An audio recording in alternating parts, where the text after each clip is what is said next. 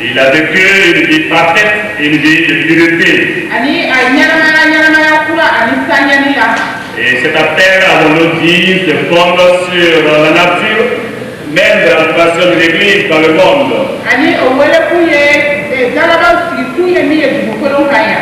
L'Église est là pour être le corps de Christ dans ce monde. Et enfin, nous avons dit que cet appel se fonde sur notre vocation de devenir chrétien. Et nous avons dit que nous sommes là comme chrétiens afin d'être l'image de Christ dans ce monde.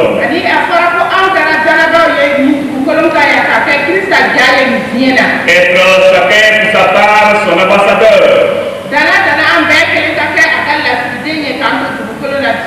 Ensuite, nous allons parler au deuxième point de notre message des implications de la marche en nouveauté de vie. Et nous allons parler de 3 implications.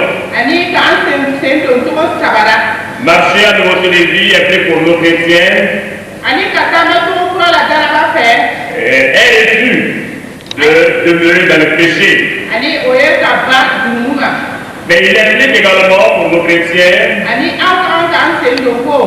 engagement à mourir au péché. Et enfin, il implique pour nos chrétiens une résolution à vivre la vie de résurrection de Jésus-Christ.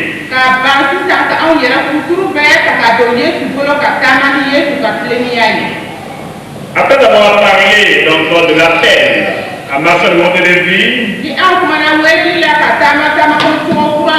et compris les implications que cela demande et qui s'impose, il ne reste qu'à répondre chacun pour sa part à cet appel à marcher en nouveauté de vie. Cela nous conduit à notre 3e point. Il y a le dernier de ce message. Notre réponse à l'exigence de marcher en nouveauté de vie.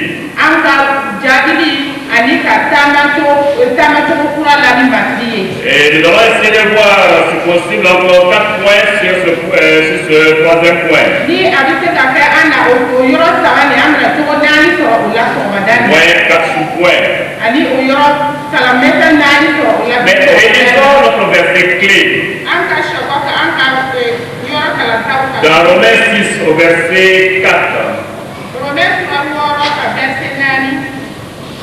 Nous avons donc été ensevelis avec lui par le baptême en sa mort, afin que, comme Christ est ressuscité des morts par la gloire du Père, de même nous aussi, nous marchons en nouveauté de vie.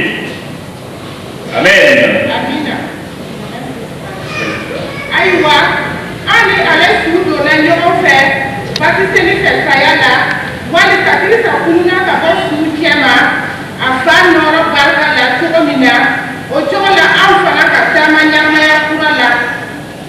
Amen. Voilà, frères et sœurs, l'appel est lancé. Nous connaissons les implications. Quelle réponse vous et moi allons donc donner à Dieu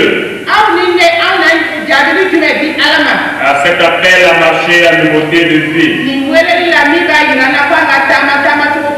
Les 4 points que nous allons parcourir, même si nous n'allons pas les développer, au moins les encore ces 4 points. Il s'agit de répondre par une vie qui démontre que le péché est réduit à l'impuissance en nous, dans notre vie.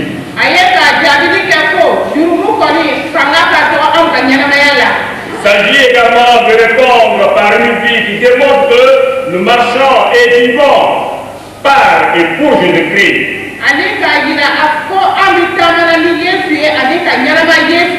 Il s'agit également de répondre par une vie qui démontre que nous n'obéissons plus aux sollicitations du péché. Il s'agira aussi de répondre enfin par une vie qui démontre les fruits dignes d'une personne qui marche avec Jésus-Christ.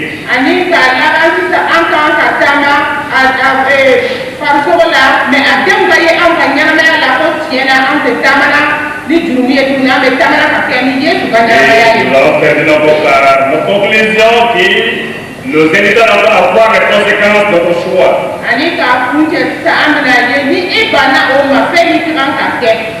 Voilà donc le premier sous-point. Répondre à l'exigence de marcher à nouveauté de vie par une vie qui démontre que le péché a été réduit à l'impuissance dans notre vie.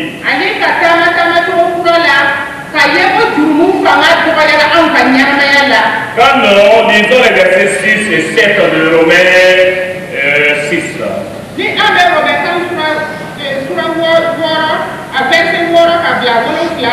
l'apôtre nous dit ceci: sachant que notre vieil homme a été crucifié avec lui afin que le corps du péché soit détruit, pour que nous ne soyons plus esclaves du péché, car celui qui est mort est libre du péché.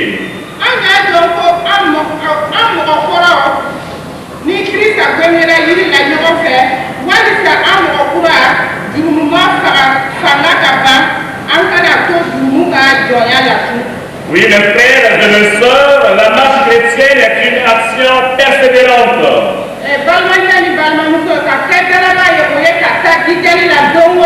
Et une action contre le péché. Une lutte engagée contre le péché. Il s'agit même de leur dire d'arriver à tuer le péché en nous.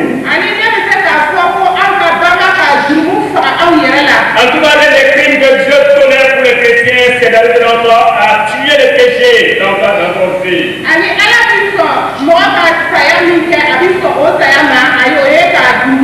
J'allais dire encore à l'attraper, à l'étrangler. Or, pour cela, il est nécessaire que nous soyons encore enracinés, que nous soyons fondés, que nous soyons encore établis en Jésus-Christ. Et c'est pourquoi, frères et sœurs, l'invitation nous est donnée, l'apôtre nous dit de nous considérer comme morts au Christ.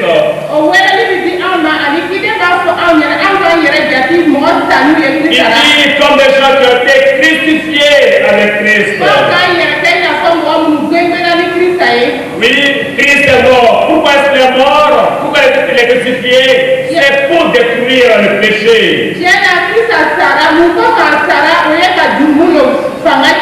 C'est pour nous en délivrer. Nous avons parlé de la mission de Jésus-Christ.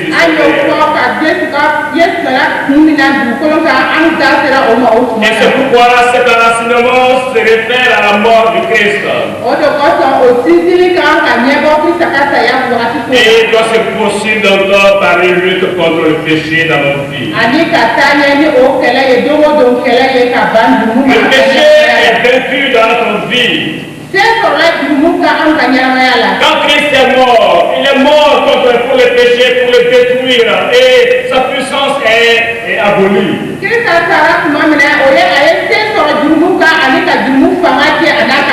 sommes plus encore sous la puissance du péché, sous son joug.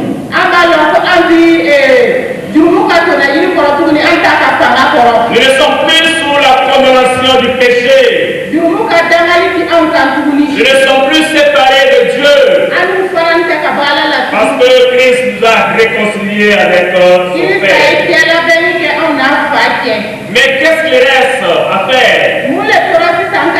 C'est de vivre cela en réalité, dans la réalité de chaque jour. Puisque je suis mort au péché,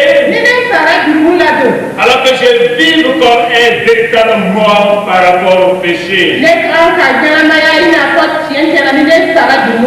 Et je ne dois pas encore être content de voir que ma vie est cachée de nouveau par le péché. Je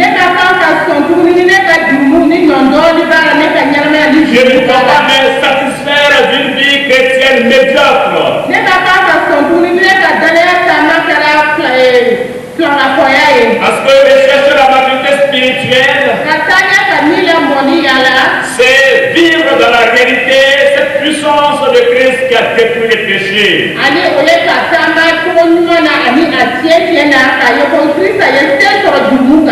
Une femme qui a cru en Jésus à un moment donné de sa vie pense qu'elle est restée avec le Seigneur jusqu'à sa mort. Et un jour, c'était ici en Afrique, dans un pays,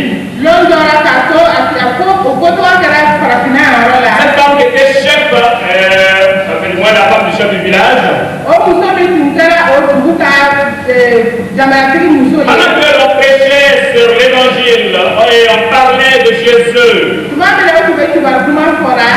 elle a réalisé en elle que sa vie n'était pas conforme à ce plan établi par Dieu pour elle.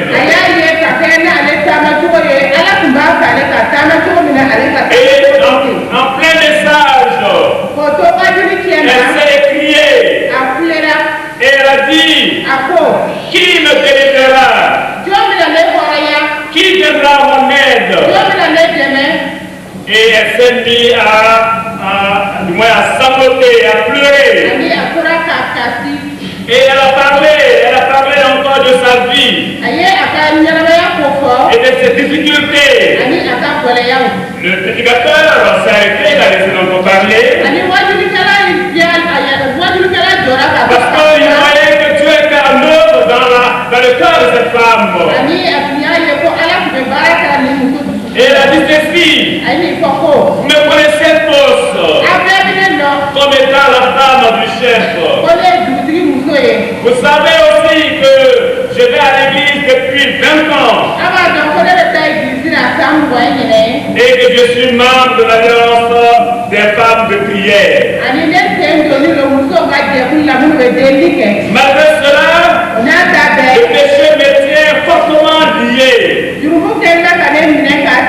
Et vous savez également que je suis l'une des plus grandes buveuses. Mais alors, je suis qu'une, je sais qu'une ivrognesse. Je sais qu'une ivrognesse n'héritera pas le royaume de Dieu. Et sur ces mots, elle s'est encore arrêtée et elle a pleuré. Et elle a dit, à cause de la bière, cette boisson de malheur, j'ai causé aussi la mort de mon fils, de mon petit-fils. Premier-né, que je portais sur le dos. Et donc, j'ai écrasé la tête. Lorsqu'un jour, ivre, je roulais sur le sol. Et quand j'ai vu de sang-froid, j'ai vu que mon enfant était mort. De nouveau, elle a pleuré en sanglots. Elle a dit, qui me délivrera de cette mort? Qui peut m'aider? Et avec tristesse, elle a dit ceci. Le paradisme ne m'a pas aidé. Le paradisme, la vie encore de paix, la vie sans Christ ne m'a pas aidé. Et le christianisme ne peut pas m'aider. Misérable que je suis, qui me délivrera? Sur ce, le prédicateur a écrit la parole. Et elle a expliqué à cette femme qu'en fait, elle a adhéré à l'église, mais elle n'a pas donné tout son cœur à Jésus. Elle ne s'est pas convertie. Et qu'il faut une relation, une communion intime avec Jésus. Parce que quand on est converti, quand on donne sa vie à Jésus, Jésus donne un cœur nouveau. Jésus donne un esprit disposé. Et celui qui est en Christ est transformé par Jésus. Et cette personne devient une nouvelle créature, une nouvelle création. Parce que les choses anciennes sont passées et toutes choses sont devenues nouvelles. Amen. Et la femme a compris et elle a donné son cœur à Jésus. Elle s'est convertie ces jours-là, après 20 ans dans l'église.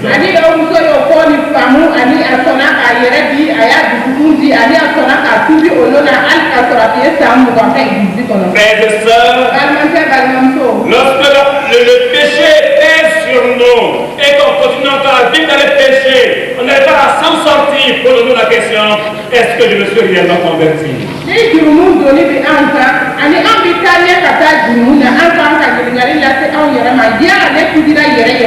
Parce que quand on se convertit, Dieu nous donne son esprit, le Saint-Esprit, la vie de Dieu qui vit en nous rend capable encore de détruire le péché en nous.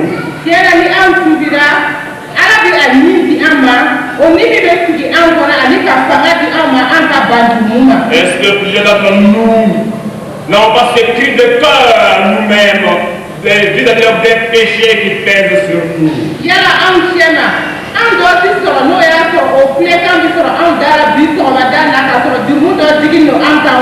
Et on n'arrive pas encore à s'en délivrer.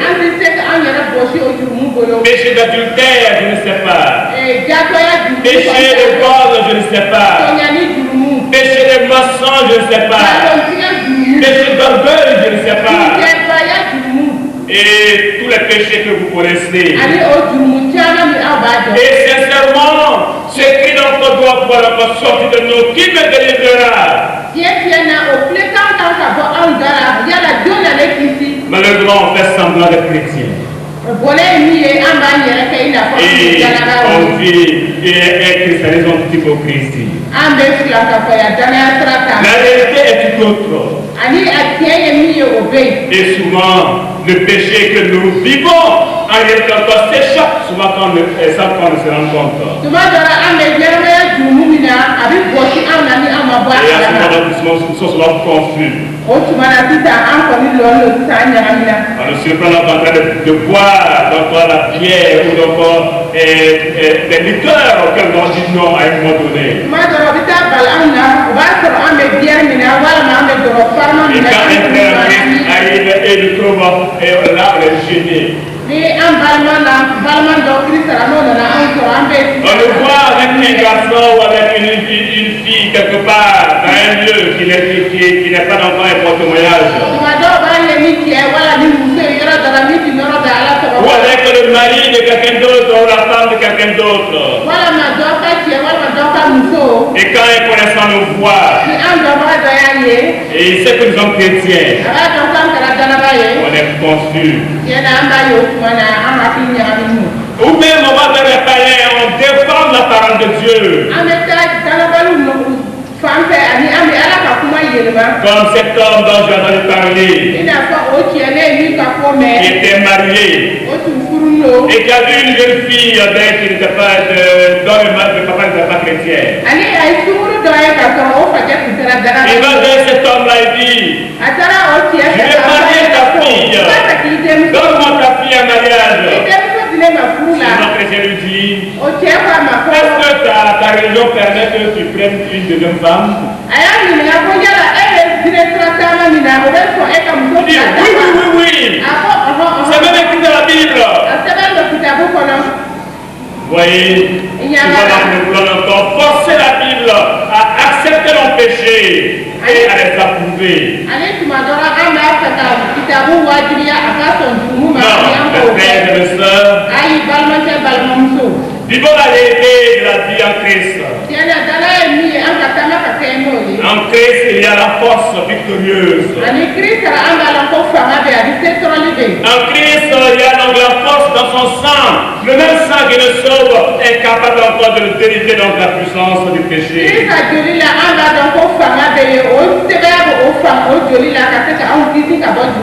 Mais pour y arriver, il faut encore le considérer comme mort. Mort à la nature terrestre. Mort à l'inconduite. Mort à l'impudicité. Mort aux passions. Mort au mauvais désir. Mort à la cupidité. Mort à l'idolâtrie. Voyez, souvent d'abord, ces péchés donc sont des péchés, mais il y a des gens qu'on ne les considère pas, on pense que donc cette chose donc n'est pas grave. Ce n'est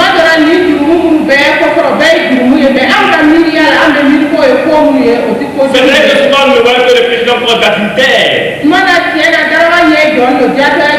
Mais voilà toute une liste qui est citée ici.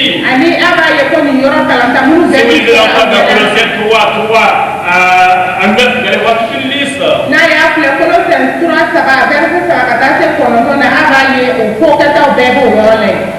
Les mauvais désirs, la cupidité par exemple. La cupidité. L'amour de l'argent, ce n'est pas la quantité qui est donc l'amour de l'argent. Parce que la quantité d'encore est peu d'importance. Après encore, ça dépend encore du lieu où l'on vit. Donc, quelqu'un qui a 50 000 francs, est considéré comme riche par rapport à quelqu'un qui n'a que 10 000 francs. Quelqu'un de 50 000 francs serait un pauvre par rapport à quelqu'un qui a 100 000 francs. Et quelqu'un qui a 100 000 francs sera pauvre par rapport à quelqu'un qui a 200 ou 300 000 francs. Et dans ce pays, Burkina Faso, on sait que donc, il y a des gens qui ont à 300 000 francs, à 400 000 francs, à 500 000 francs, ou même à 1 million.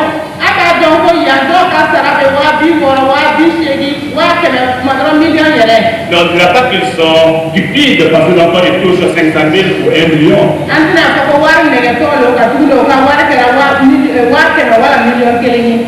Mais qu'est-ce que l'on fait avec l'argent que nous avons? Comment est-ce que nous gérons cet argent? Quelle part qu'on donne à Dieu dans cet argent? Quelle soit la quantité que nous avons? Si nous ne sommes pas en mesure de donner la part de Dieu, on est intupide. On est intupide. La part de Dieu, la dîme qui est dans la modeste part de Dieu, c'est le minimum qui montre que nous ne sommes pas stupides. Mais le chrétien qui va donner sa dîme, qui est 10 000 francs, qu'il est 50 000 francs, qu'il est 100 000 francs, qu'il est 500 000 francs, qu'il est 1 million de francs, est intupide.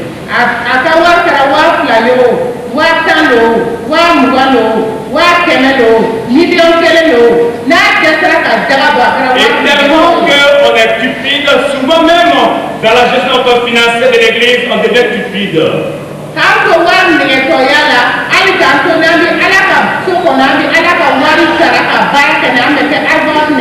On va dire, ah c'est la journée de la Jacques, ah c'est la journée de l'UFAC, c'est la journée de l'EAC. Amenez les offrandes au district, au national, amenez les 10 000 offrandes. Mais il y a des églises qui disent non, ça c'est trop, on ne donne pas. Il y en a qui diminuent, il y en a qui divisent, il y en a qui n'envoient rien. Donc pour le Dieu au plan national.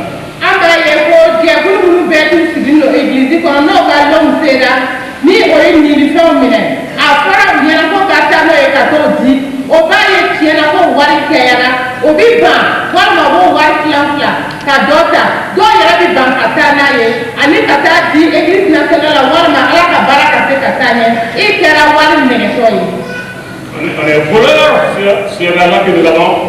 Quand il y a par notre travail, mais on est aussi voleurs dans la gestion des biens de Dieu.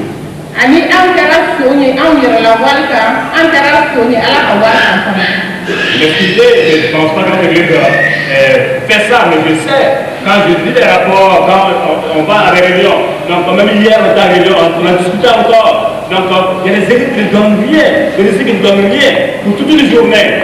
Donc vous voyez que là, ça ne va pas.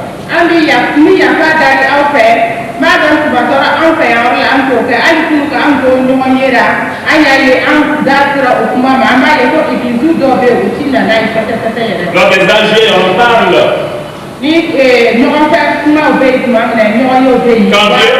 on dit à chaque église en prenant de donner 10 000 francs, c'est 15 000 par mois. Et si on donne, mais les églises ne donnent pas.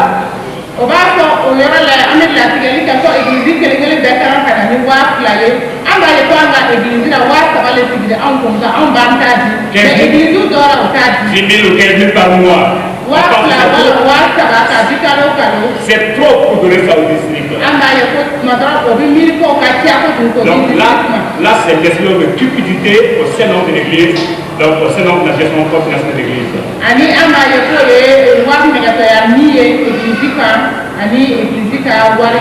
On doit personnellement entendre le message.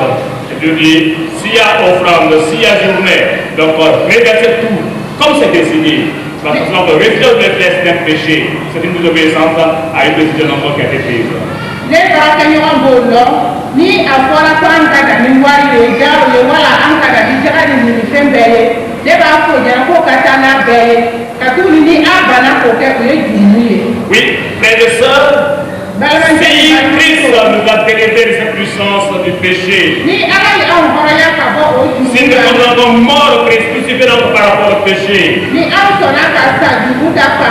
c'est ainsi que nous allons pouvoir répondre à l'exigence de marcher à côté de lui. Répondre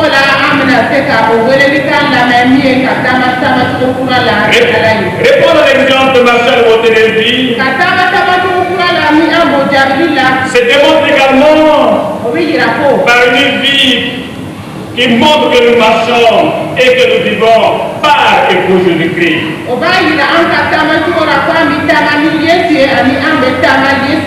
Si lisons la suite des versets, versets 8 à 11. Or, nous dit l'apôtre, si nous sommes morts avec Christ, nous croyons que nous vivrons aussi avec lui, sachant que Christ ressuscité des morts ne meurt plus, la mort n'a plus de pouvoir sur lui, car il est mort, et c'est pour le péché qu'il est mort une fois pour toutes. Il est revenu à la vie, et c'est pour Dieu qu'il vit. Alors, vous-même, dit-il, regardez-vous comme mort au péché et comme vivant pour Dieu en Jésus-Christ. Nga ala ye an kanu cogo min na a ye o yira nin de fɛ ka an jurumutɔ to Kirista sara an ye jango jo dili fɔ an ma Yesu joli barika la an na sinsin ala ka dimiya ma ale barika la k'an to ala jugu ye an ni ale cɛ bɛnna a denkɛ saya fɛ jango an ni ala cɛ bɛnnen kɔ an ka kisi a denkɛ ɲɛnamaya barika la. Amen. Si on s'était limité au premier sous-point, on allait imaginer des chrétiens qui sont encore en train de lutter avec le péché. Le péché, c'est qu'on lutte. On veut le tracer, il veut le tracer. On lui donne un coup de poing. Et il dit, je ne vais pas. Non. Voilà encore le deuxième sous-point de dire. En fait, lutter contre le péché, le détruire en nous, ce n'est pas notre force qui va arriver à le faire.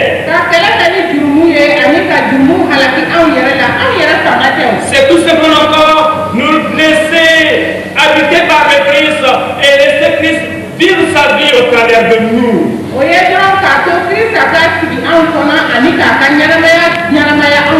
C'est là le sens du mot être en Christ. Quand on vit en Christ, Christ vit en nous. Et quand Christ vit en nous, il vit sa vie en nous. Il n'est pas mort en nous, mais il est vivant en nous. Et s'il est vivant en nous, laissons-le vivre. Et s'il vit en nous, donc on va voir sa vie encore jaillir de notre vie. Et comme lui est mort sur la croix, il a toute la puissance du péché. Alors il sera aussi à mesure de détruire en nous la force et la puissance du péché.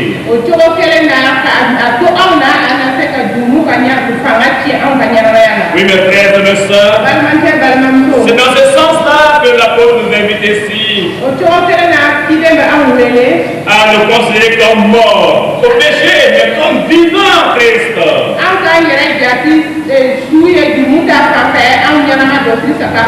Oui, c'est Christ vit en nous. Demeurons dans son amour. Parce que l'amour, c'est l'essence de Dieu, c'est l'essence de Christ. Et s'il est en nous, l'amour sera encore le signe, le symbole visible dans sa présence en nous.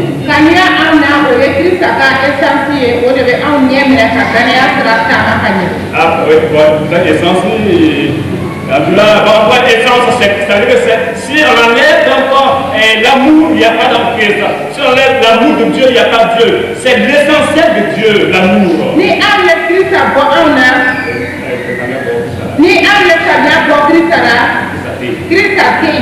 Et quand on enlève dans de Dieu, il n'y a pas Dieu. Et de la même manière, puisque Christ est amour, quand on enlève dans l'amour du chrétien, il n'y a pas de chrétien, c'est un païen.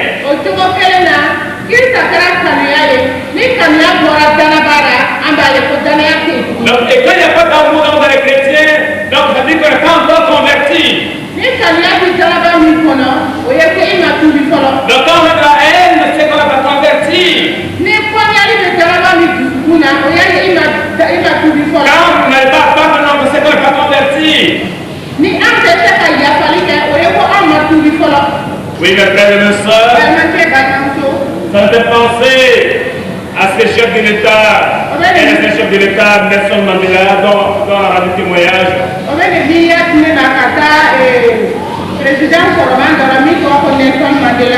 Vous savez, il a lutté contre l'apartheid.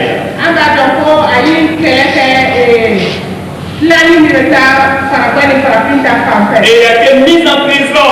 Il a souffert pendant de nombreuses années en prison. Et grâce à cette lutte-là, l'apartheid a été aboli à l'Afrique du Sud. Et quand il est sorti de là, et il y a des chefs de l'État. Il avait encore tous les pouvoirs de détruire tous les Blancs, les Européens, ou donc les Occidentaux qui sont là. Donc de les chasser dans le pays.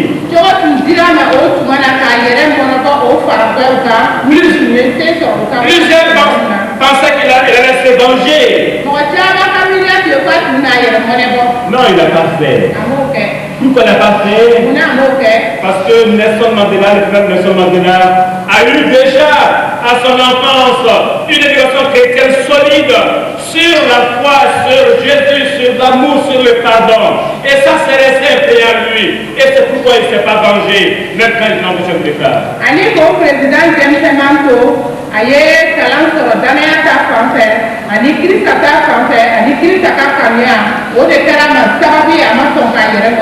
Beaucoup d'entre nous, si on avait encore la moindre occasion, on est très s'évanger. Telle personne, qu'il disparaisse, qu'il meure. Non, c'est pas chrétien. C'est pas le Christ. Vraiment, mes frères et mes soeurs, l'amour en nous, c'est la marque de Christ en nous. Gardons aussi les paroles de Jésus en nous, sa parole. Sa parole qui imprègne notre pensée. Sa parole qui s'imprègne dans notre caractère. Et nos pensées, nos corps conduisent nos actions. Mais quand on n'a plus le goût de la parole de Dieu, quand on n'a plus le goût de la parole de Dieu, quand on s'éloigne de la parole de Dieu, quand on la lit plus, quand on la médite plus, quand même on entend devient encore un problème pour nous. Donc c'est ça qui fait que le péché encore reprend place à nous et commence à nous dominer. Parce que nos pensées ne sont pas encore influencées par la parole de Dieu. Et les pensées qui sont en nous vont sortir dans nos actions. Alors, mes frères et mes sœurs, laissons d'abord la parole de vie dans nous transformer. Et aussi, répondre à l'exigence de marcher à la nouveauté de vie doit se démontrer par notre obéissance à Christ. Mais aussi encore, le fait que nous disons de ne plus obéir au péché lié à ses sollicitations. Et il faut donc déposer sur le verset 12 à 16. Mais si nous lisons rien que le verset 12 dit que le péché ne règne d'un point sur votre corps mortel et n'obéissez pas à ses convoitises. Chapitre 6, verset 12.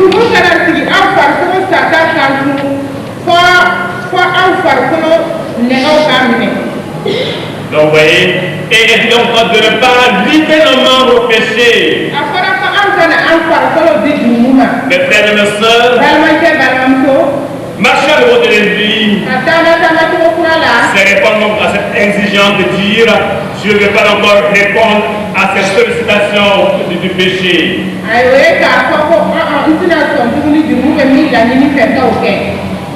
C'est vrai, Christ nous a délivré encore de sa domination. Mais nous sommes dans la chair et il y a encore des traces de péché en nous et les désirs encore vont continuer de venir. Même Christ était tenté comme nous. Mais il dit qu'il n'a pas péché. Donc, nous serons toujours tentés. Tout dépend si on répond ou si on ne répond pas à la situation du péché. Mais quand nous disons de marcher dans le monde de vie, nous allons pas répondre à ces sollicitations du péché, quelle qu'elle soit. Parce que la force est à nous de dire non. Et enfin, répondre à l'exigence de marcher à nouveau de vie doit se démontrer par les fruits dignes d'une personne qui marche avec Jésus-Christ. Si vous lisez un coup d'œil sur les versets 17 à 22,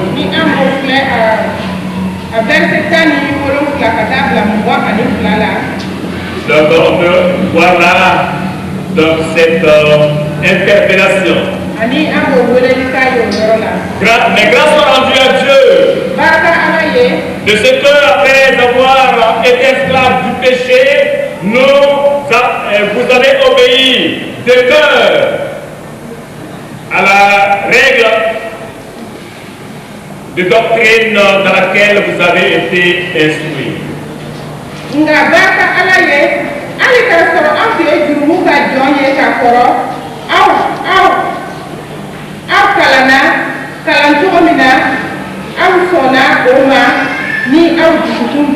Voilà une transformation. Avant esclave du péché, maintenant on vit pour le Seigneur et on vit selon les instructions reçues de la parole du Seigneur. Il est dit qu'on a été affranchis du péché. Et il dit qu'on est devenu esclave de la justice, donc esclave de Dieu. On va là, frères et sœurs, que la relation avec Christ n'est pas une relation contemplative, mais une relation active. Donc, nous ne sommes pas pour regarder, contempler, mais on est actif dans notre marche. Et jour après jour, on fait des progrès. Jour après jour, donc, on ressemble davantage au Seigneur Jésus. Jour après jour, on imite le Christ Jésus. Jour après jour, donc, ces fruits donc, se voient en nous. Jour après jour, donc, on ressemble davantage à son image. Jour après jour, on se développe en nous l'amour, le pardon, la bonté, la compassion. Jour après jour, on ressemble plus au Seigneur. c'est ça que l'on voit en nous. Si oui, c'est qu'ils sont en train de marcher à nouveau de vie. Alors mes frères et mes sœurs, le verset 23, le dernier verset, nous permet encore de faire le choix. Et les conséquences de ce choix d'encore nous sont et la fin du verset.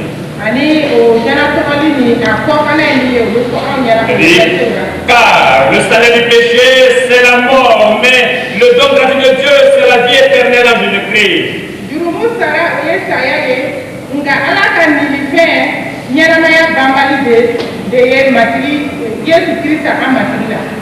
Oui, si on choisit le péché, la finalité c'est la mort. La finalité c'est l'enfer. Mais si on choisit de donner sa vie à Jésus, la vie éternelle commence déjà aujourd'hui. Et nous conduit dans l'éternité. Frères et sœurs, et de ce choix dépend encore notre finalité.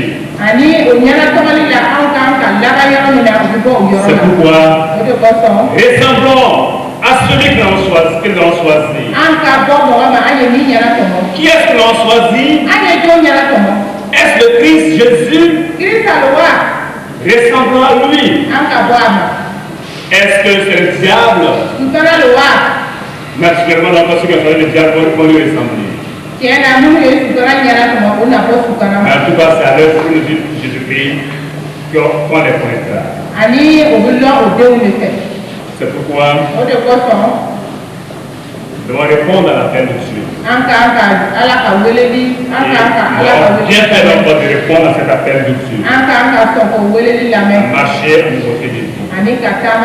Selon les 5 fondements déjà donnés. Nous avons bien fait d'accepter les implications de marcher en nouveauté de vie. Selon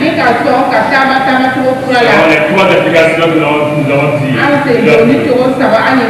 avons bien fait de répondre aux 4 exigences dont nous allons parcourir tout à l'heure.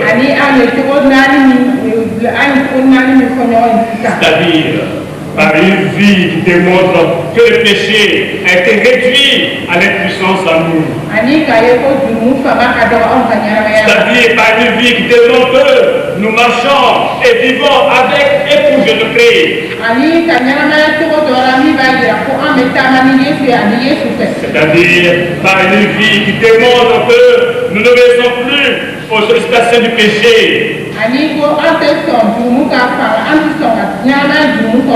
Oui, c'est-à-dire en fait par une vie qui démontre les fruits dignes d'une personne qui marche avec Jésus-Christ.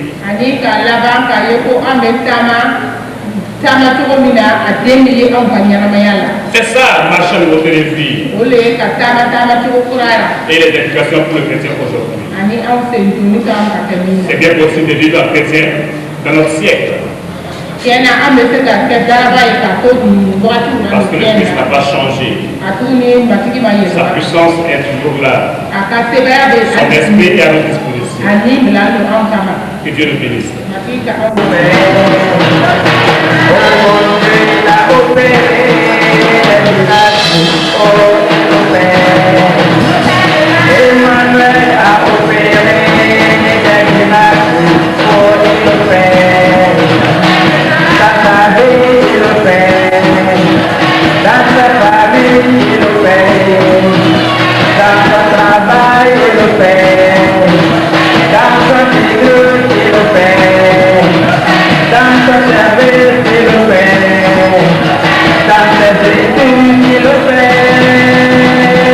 One